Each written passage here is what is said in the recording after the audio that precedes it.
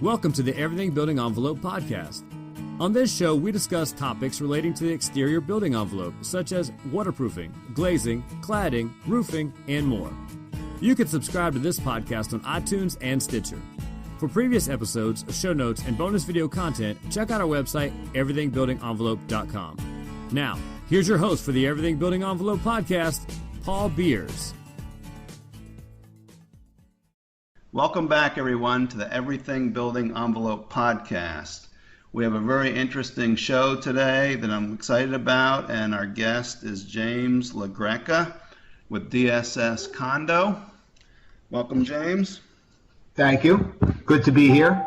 Yep. And I just want to tell everybody before we get into this, remind them that we have the Everything Building Envelope newsletter. And if anybody's interested in receiving that, they need to text the word building envelope, all one word, building envelope, to 22828. So again, text building envelope to 22828. We'll put you on the list. It's a really interesting newsletter. It's got some technical articles and other general interests related to the building envelope. So anyway, James, you're with DSS Condo, and our firms have worked together on some projects already. In fact, quite a few, I think. Right, that's correct. We thought it'd be really interesting for the audience to hear. It's different than a lot of the stuff that we talk about. You know, a lot of times we're focused on new construction and things like that. Mm-hmm. We're working on existing buildings, and a lot of times they're 40 years old or older. So right. I thought that'd be pretty interesting to talk about. But before we get into that, could you please just tell the listeners a little bit about yourself? Yeah, sure, absolutely. Well, I've been involved in the construction industry since I was a child. I actually started out in the roofing and siding business, working for my father. He was a roofer and sider, and eventually he got into general contracting. At that point in time, we got involved basically with all aspects of the construction trade. And I did that throughout my early years. And when I was about 33 years old, I decided to go back to school for architecture. I studied architecture. I got my master's degree in architecture. And shortly thereafter, I started working with DSS, Development Service Solutions. In addition to that, I actually wound up getting a teaching position at the university where I studied, FIU. And I actually teach structural systems and design for architecture students. And we cover steel, wood, and reinforced concrete. And then throughout the last few years, I've also managed to become certified in post-tension cable repair. Thought that would be pretty helpful considering all the work that we do. We do a lot of plaza deck repair, and we know that there's quite a few buildings out there that use post-tension cable systems, so that was helpful as well. And I've been working with DSS for about 3 years now. So it's been quite the experience. The work that we get involved in is never the same, so it definitely keeps things interesting. I learn new stuff every day. It's been a fantastic ride. Some of the most interesting projects that we work on are with DSS. As you say, you got to put your thinking cap on because you're never going to do the same thing twice. Mm-hmm. And it's fun, and we really enjoy working with DSS and working on the projects. Can you tell the listeners more about DSS and DSS Condo? Yes, absolutely.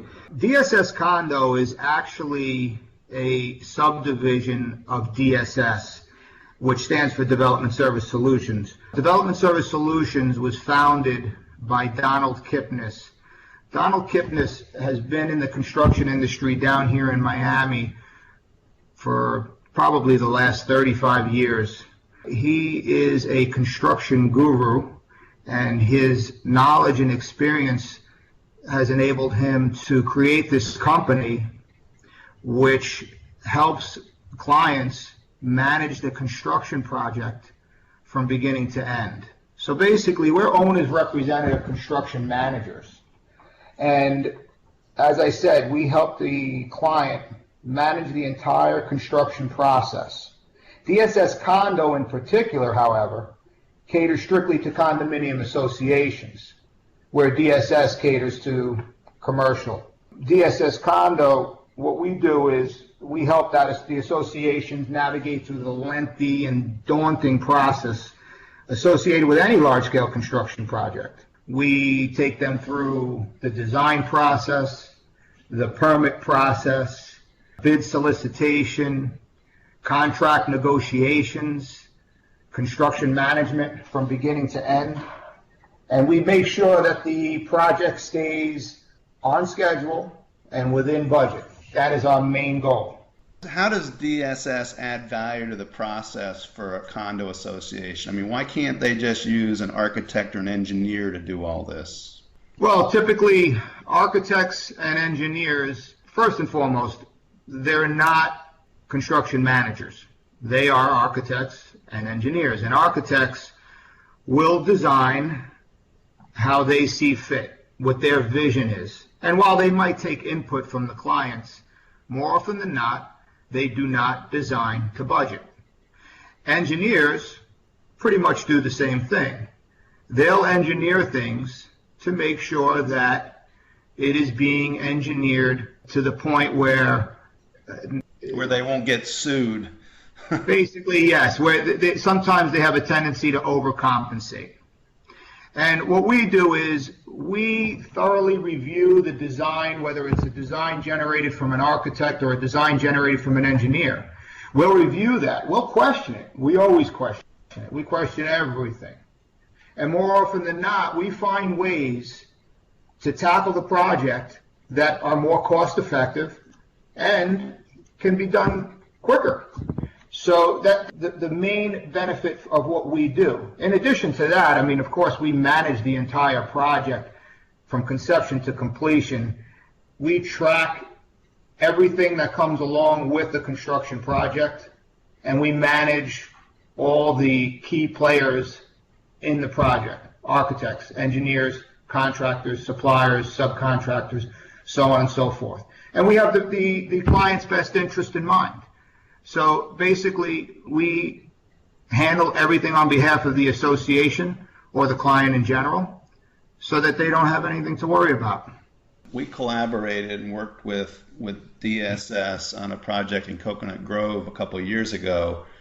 There was a major 40-year recertification. It involved concrete remediation, redoing big-time plaza decks that were over parking garage.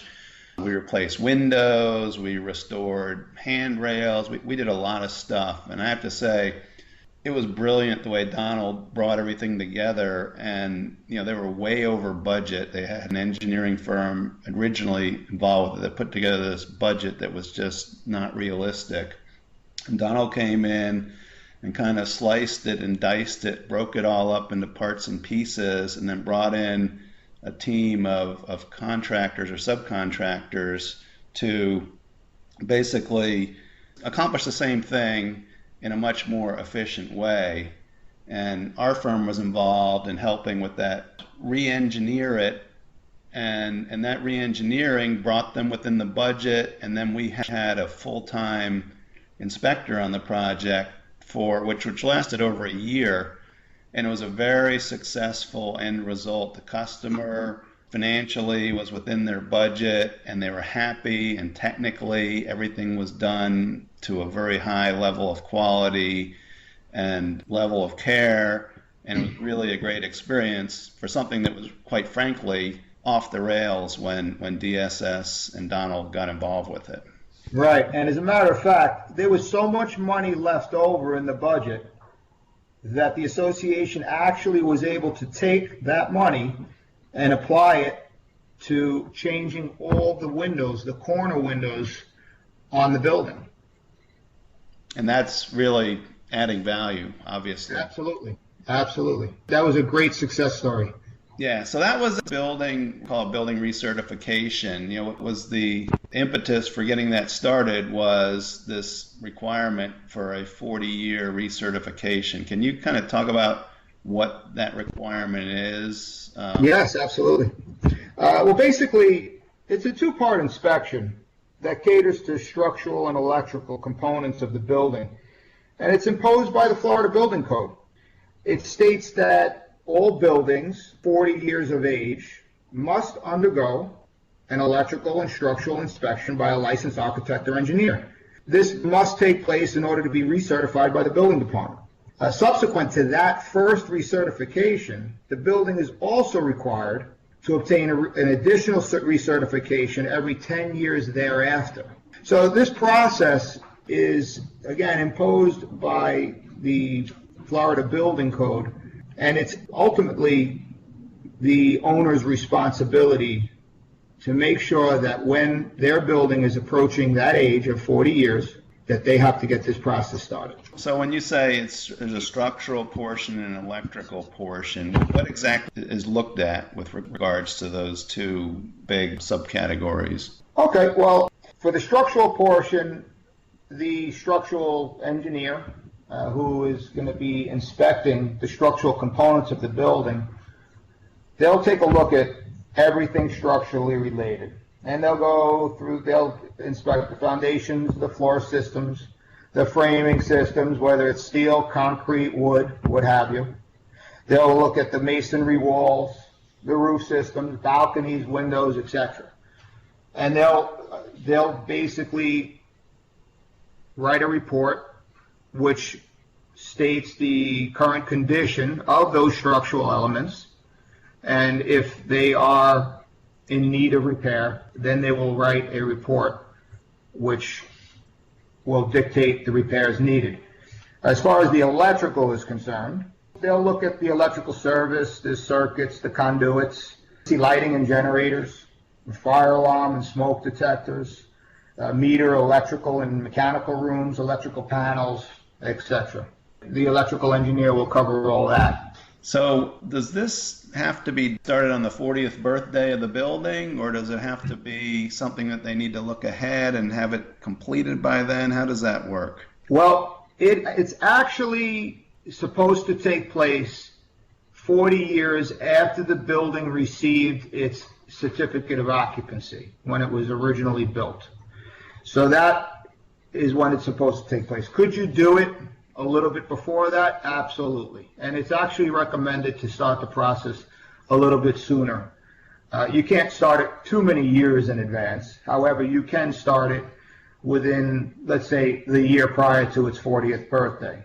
And you can start the process by vetting engineers, because the process of selecting an engineer in and of itself can be a lengthy one. Yeah, and obviously, so you've got to start with the engineer and then find out where you stand. Now, with your experience with these 40-year recertifications, do the engineers ever go out and look at the building and say everything's good? Or what do you typically see coming out of that initial survey?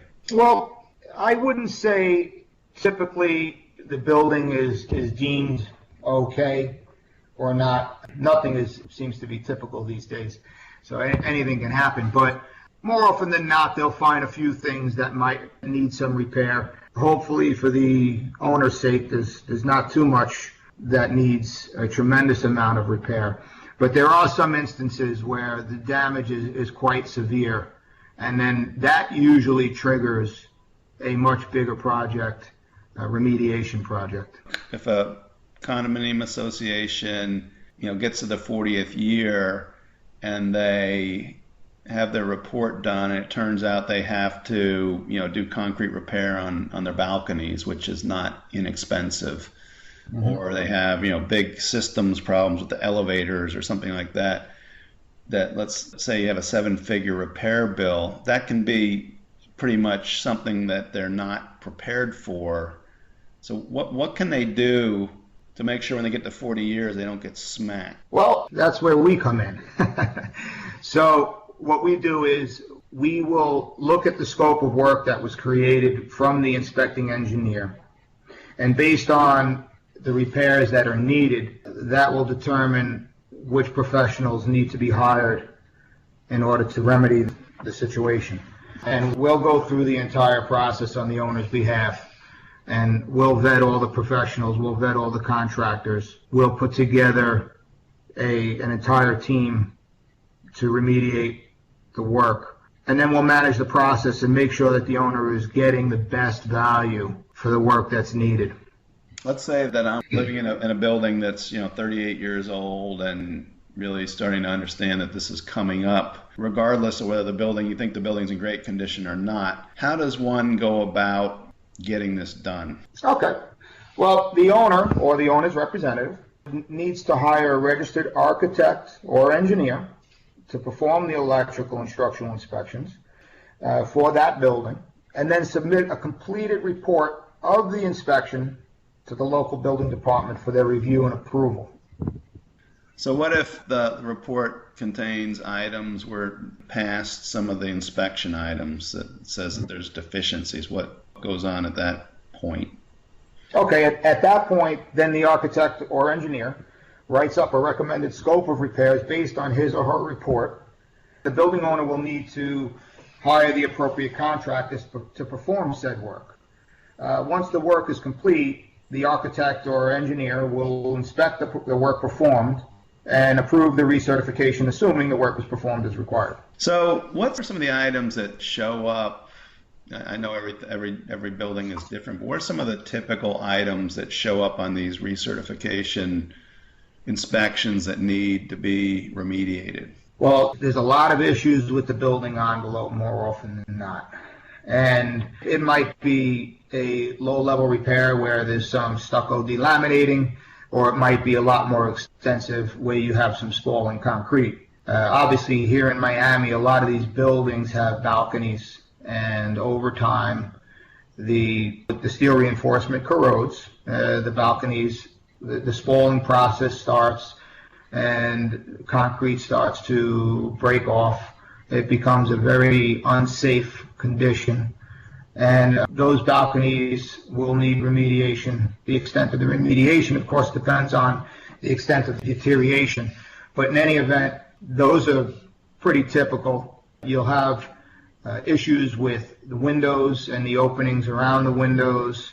Sometimes you'll have issues with the foundation or structural elements of the building, columns, beams, and so on. In the instance where the building has elevated decks for parking, pool decks or plaza decks, those decks need to be remediated as well when there's deterioration taking place. And depending on the system, will determine the type of repair. Basically getting down to the steel and removing the corrosion from the steel in order to remediate those areas of the deck per se. But also then in the event where it's obviously post-tension cable, then it's a different type of repair. But nonetheless, those are the type of repairs that we typically stumble across throughout the 40-year recertification process. And in addition to that, in addition to the remediation, of course, comes waterproofing systems that will need to be implemented after the repairs are done.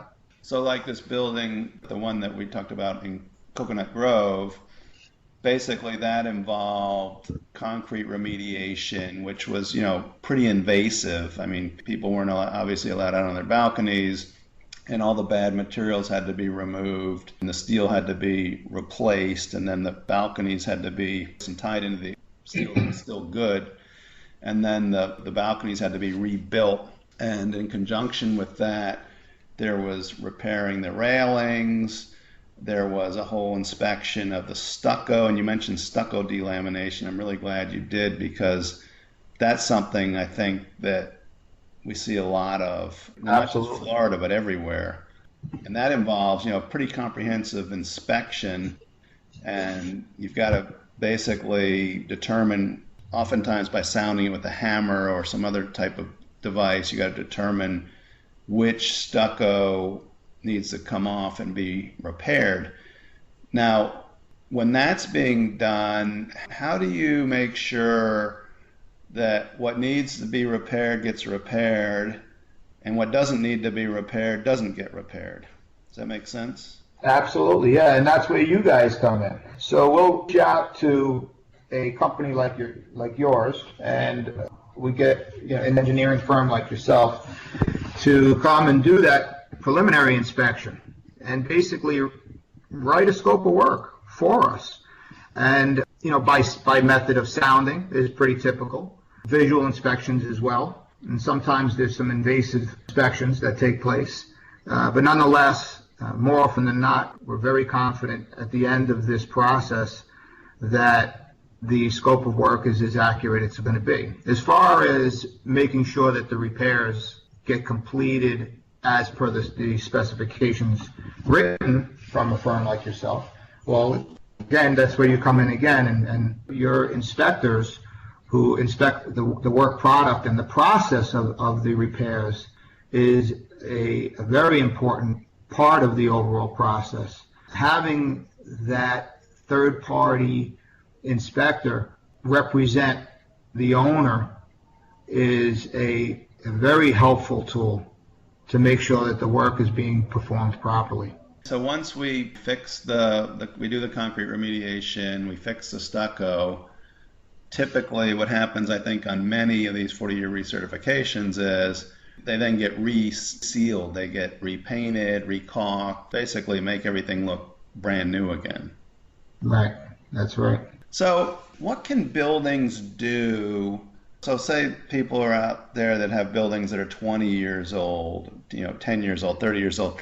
What can they do along the way to not have this huge repair scope when they get to the 40-year required recertification? Well, maintenance is the key. And what a lot of building managers don't realize, and what a lot of associations don't realize, is that they need to maintain all parts of their building throughout the entire course of the year.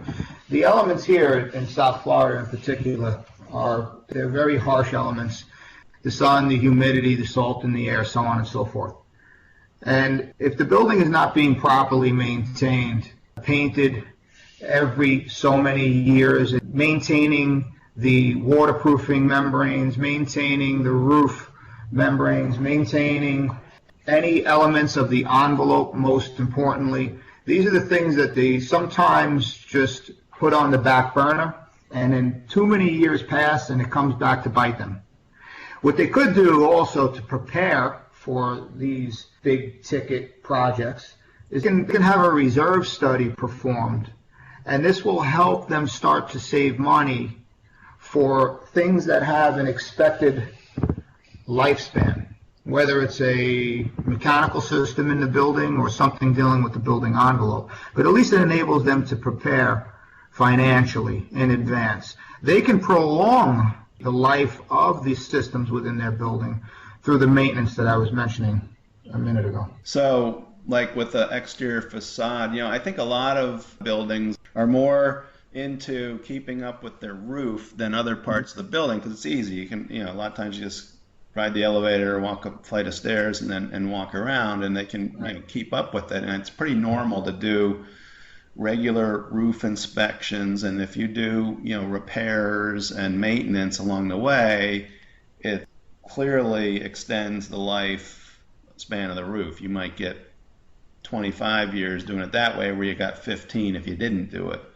But what we don't see, and I'd like to hear if you are seeing the same way we are, is that people don't really inspect their facades. So if you have a stucco crack on the 13th floor, nobody ever sees it until stucco starts falling off. Right, and that's been our experience as well.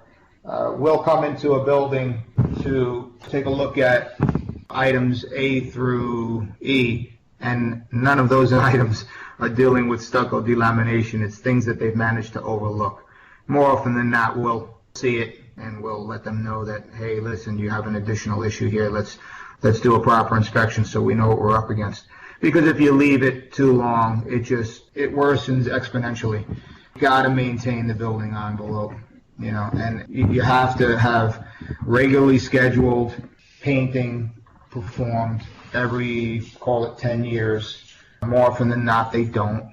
And it just leads to bigger issues down the road. Typically happens is they don't want to spend the money. They don't have the money, so they put it on the back burner. But it winds up being so much more expensive down the road. You can't keep kicking the can down the road. You got to address the issues as they come up and actually be proactive and have a maintenance schedule for every single part of your building if you want to stay ahead of the curve. So instead of throwing in X dollars per unit every year and keeping up with things, you end up with this sometimes multi-million-dollar repair bill, which involves assessments and cause extreme hardship to residents that may not have the financial means to cover a $100,000 bill out of nowhere because they didn't spend a little bit every year along the way to prevent that. That's right. That's exactly right. Yeah. So James, really interesting. I think great information for our listeners. It's insightful, and I think it's thought-provoking. And I really appreciate you coming on today. So we'll have to do it again sometime. Yeah, absolutely. Thanks for having me. It's definitely a pleasure. I appreciate it. Thank you. Great. So I want to remind everybody again about the Everything Building Envelope newsletter. You can text the word building envelope, all one word, building envelope, to 22828. Again, that's building envelope to 22828 for our newsletter, which contains technical articles and other things of interest to those who are in the building envelope community or interested in it. So thank you, everyone, for listening to the Everything Building Envelope podcast. Thanks for joining us today. Please subscribe to this podcast on iTunes or Stitcher. For more information on the Everything Building Envelope, previous episodes, show notes, bonus video content, and much more, check out our website, everythingbuildingenvelope.com.